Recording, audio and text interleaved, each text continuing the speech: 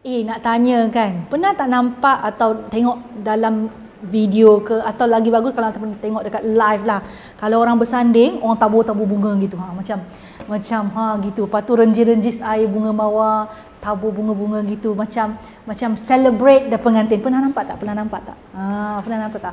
So bunga ni memang dikaitkan dengan sesuatu yang kerakyaan, happiness, beauty kan. Tapi bunga juga banyak digunakan di dalam skincare product. Bukan sahaja bahagian kelopak bunga, dahan ataupun ranting dia ke, akar dia, biji benih dia, semuanya ada fungsi tertentu, dan kalau diekstrak dengan betul, dimasukkan ke dalam produk, dia boleh menjadi bahan yang sangat powerful untuk kulit.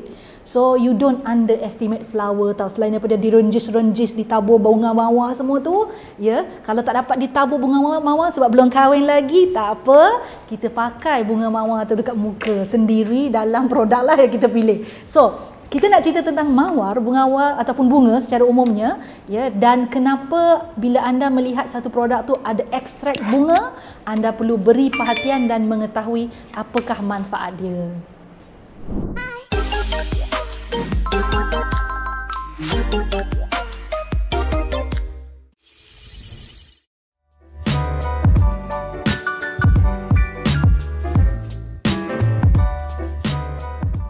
Hi glowy girls, hi glowy guys. Tapi kurang pastilah sesuai ke tak topik ni dengan guys ya. Sesuai kot. Kalau kita cerita pasal skincare, salah satu bahan yang sekarang sedang popular dan anda boleh nampak dekat dalam skincare adalah ekstrak bunga. So kita boleh nampak a lot of ekstrak bunga ni ditambah ke dalam produk untuk mendapat benefit bunga itu sendiri. What is your favorite flower? What is your favorite flower? And in skincare product, tak semua bunga kita boleh ekstrakkan keluar dan ambil bahan dia, Tapi kalau ada yang boleh diekstrak tu biasanya memang kerana ada powerful structure or powerful sifat, karakter pada ekstrak tersebut yang juga memberi kesan yang baik kepada kulit. So kita kena faham satu benda, bunga ni dia tak bergerak, dia bukan ada kaki, dia bukan boleh meluncur ke sana ke sini kan. Pernah nampak ke bunga meluncur? Tak pernah kan. So bunga ni dia statik dekat satu tempat saja. Tuhan jadikan dia statik, tetapi bila mana dia tidak boleh melarikan diri, macam tu bunga lari, melarikan diri daripada segala pencemaran persekitaran, sinar UV, perubahan cuaca, radikal bebas. Ingat benda tu semua serang kulit manusia je. Serang juga tumbuh-tumbuhan ni. Jadi apa yang berlaku adalah mereka mempunyai mekanisme untuk mempertahankan diri yang Tuhan bagi, dan mekanisme ini wujud di dalam bahagian-bahagian dekat dalam bunga tersebut. Sama ada kelopak ke, daun dia ke, ranting dia ke, akar dia ke, biji benih dia. Semua mempunyai bahagian ataupun molekul-molekul yang boleh menjalankan kerja, protect them so that they can grow beautiful. Tak boleh beautiful lah, salah grammar. Beautiful and benefits human. Terutamanya manusia lah, manfaat dia kan. Okey, so apabila molekul-molekul ni kita dapati membantu tumbuh-tumbuhan untuk hidup dan kuat, dan saintis pun mulalah mengkaji molekul-molekul ini dan diekstrakkan keluar, dimasukkan ke dalam produk penjagaan kulit. Jadi semua bahagian pokok tu kalau diekstrak dan ada molekul yang bermanfaat, sangat berguna untuk manusia. Jadi kita nak bincang beberapa jenis bunga yang anda biasa tengok ekstraknya di dalam skincare, dan apakah manfaat ekstrak itu bila dimasukkan dalam skincare kepada kita punya kulit. Kita mulakan dengan bunga mawar. Riuh jiwaku, kau teruna rangkai nyawa. Bunga pertama kita nak bincangkan adalah bunga rose. Kalau sebut bunga rose ni, roses are red, violet are blue, you marah, I love you. So kalau sebut bunga rose, bahagian paling terkenal adalah kelopak bunga rose. Kelopak bunga rose ni bahagian yang membentuk bunga tu lah. Dan bila mana kelopak bunga rose ni diekstrak dan diformulasikan dengan baik, dia ada banyak kelebihan, iaitu dia boleh melembapkan kulit, ya, memang hydrate kulit, dia boleh melegakan kulit. Yes, rose extract ni memang terkenal untuk menyebab ada calming, ada soothing effect.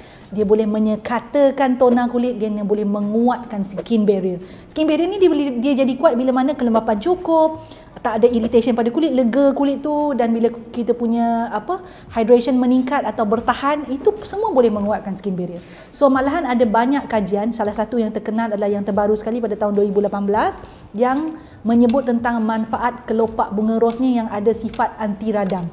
Datangnya sifat anti radang ni adalah daripada beberapa kandungan molekul yang ada dalam kelopak bunga ros, iaitu terpenes, flavonoids dan juga anthocyanins. Dan ada satu lagi kajian, dia after 2019, kelopak bunga ros ni kaya dengan antioksidan, dia boleh cegah kedutan.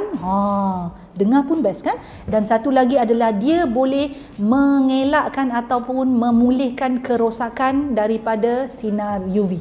So dia boleh kurangkan efek UV damage itu. Tu kelopak bunga ros. Selain kelopak bunga ros, ada satu lagi bahagian bunga ros yang nama saintifik dia adalah Rose canina, ataupun biji atau buah bunga ros tu. Buah bunga ros ada biji, ada buah dia, tahu tu benih dia lah, yang sangat bermanfaat untuk kulit, yang kita namakan, biasa kita kenal dia dengan rose hip. Hip don't lie gitu ya. So rose hip ni, rose canina ni, dia ada kandungan vitamin C yang sangat tinggi. Kita tahu vitamin C ni sangat bagus untuk antioksidan dan juga ada impact kepada penghasilan collagen. So kalau kita pakai rose extract tu tadi, kalau ada pula dalam tu kandungan rose hip, and if you familiar with rose hip oil, dia memang satu bahan yang popular untuk penjanaan semula collagen di dalam kulit juga, ya. Dan ekstrak bunga ros ini juga kaya dengan fatty acids, dan fatty acid adalah salah satu komponen yang memang semula jadi ada dalam kulit kita. So kalau kita pakai sesuatu yang ada similar molekul, ya, dia boleh membantu untuk melembapkan kulit, dia boleh membantu untuk penjanaan sel kulit, skin cell regeneration, dan pulihkan kulit, apatah lagi menganjalkan kulit. Bunga kedua yang juga popular dan sering diekstrak, dimasukkan ke dalam skincare product adalah chamomile. Kalau ingat chamomile ni, saya teringat teh chamomile. So chamomile ni sebenarnya dia adalah sejenis herba. Dia bunga tapi kategori keluarga herba, dan pokok yang actually berkeluarga dengan chamomile ni, dia berasal daripada daisy lah. Pokok daisy. Kita apa ya pokok daisy dalam bahasa Melayu? Dia ada sebenarnya. Okey, tak apa. So chamomile ni sangat terkenal sebagai bahan yang soothing, melegakan kulit. Kalau anda pernah dengar, kalau anda mengalami keradangan, akan salah satu bahan yang dicadangkan adalah benda yang ada chamomile ingredient. Dia sebab dia bersifat dia melegakan. Kalau orang yang macam cerit-berit kan, minum chamomile tea tu pun melegakan juga ke dalam perut tu. Ini fakta, betul.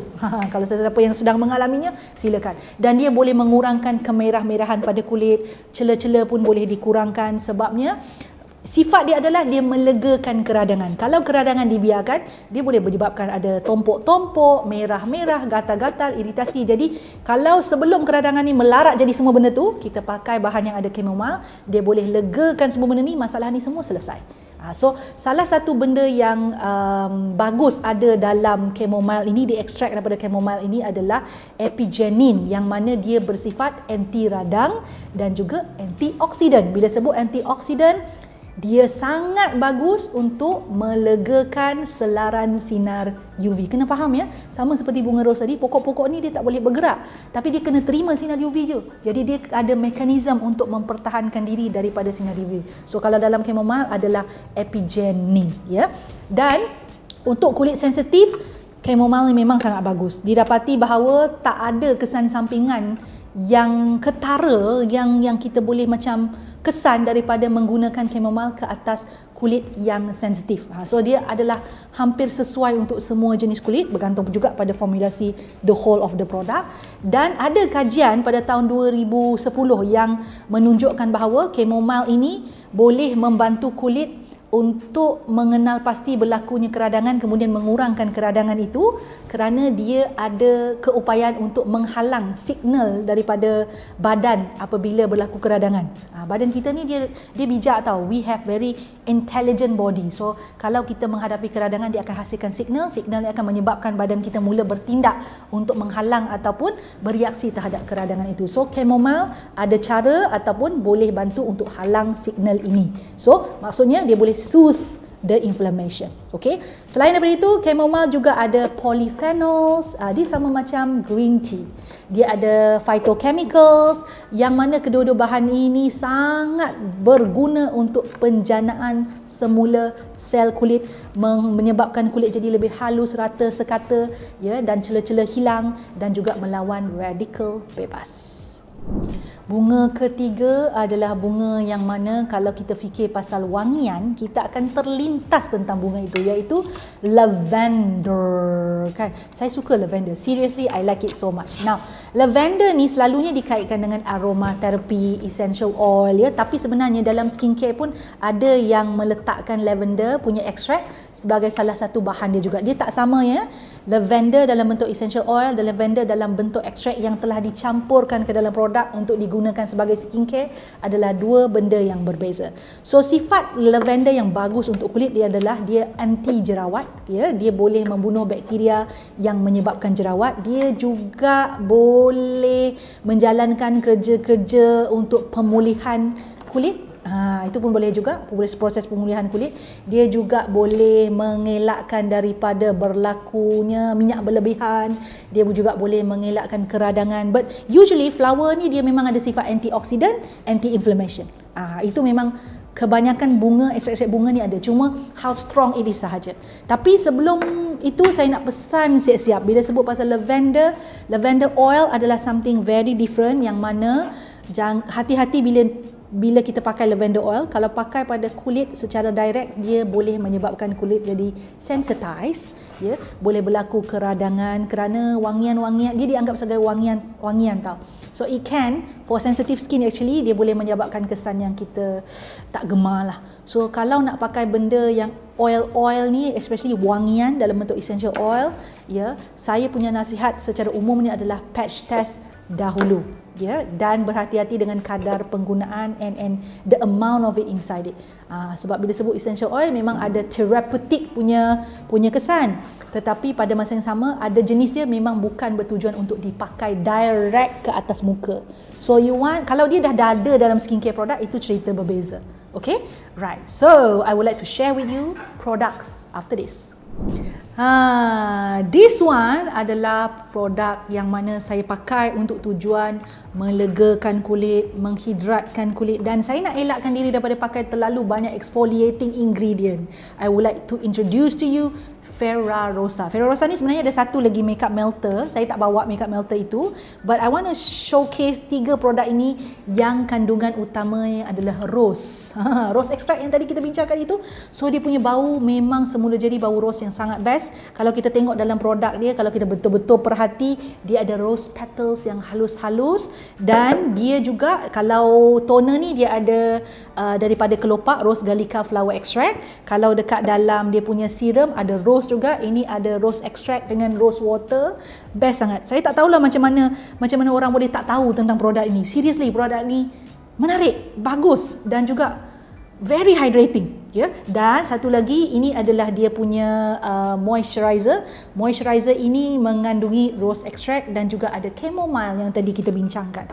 So, when we talk about rose, tadi kita sebut dia adalah hydrating, soothing, melegakan. Dia boleh mengatasi masalah-masalah yang disebabkan oleh damaging because of the sinar UV. I do believe that you got to try. Kalau anda nak cuba produk Ferrarosa, anda kena bermula, ini saya punya favourite lah, dengan toner ini. This toner saya dah pakai dah banyak dah tu, ya, dekat atas ni bukanlah kata nak habis, nak ke arah separuh juga, sebab saya juga pakai toner-toner yang lain. Waktu mana kalau anda rasa macam kulit tu kurang lembab, there are sometimes kita punya skin barrier tu compromise, jangan pergi tambah produk-produk exfoliation, pergi tambah benda yang boleh regenerate skin, yang boleh kuatkan balik skin barrier, yang boleh lembabkan, yang boleh legakan, macam yang ini. Okay, I highly recommend this. And kalau anda tanya pada saya berapa bintang saya nak bagi produk Ferrarosa, terutama yang ini, I can really tell you this is 5 star. Ya, 5 star. Memang botolnya mewah, bau dia mewah, dan juga kesan dia mewah sangat dekat kulit. Alright, so next time if you think of rose, you can try out Ferrarosa punya rose range ini and you can experience macam kulit sedang mengalami spa session sambil duduk tengah-tengah kebun bunga rose gitu. Ya? Gitu. Bye-bye. Suka video yang saya selalu kongsikan? Apa kata? Jangan apa kata, buat sekarang ya. Subscribe channel saya, like, share dan pastikan tekan butang loceng tu. Yang ada loceng tu, yang cute-cute loceng kecil tu tekan supaya anda mendapat notifikasi setiap kali saya masukkan video baru. Jangan terlepas, jangan tertinggal. Buat sekarang.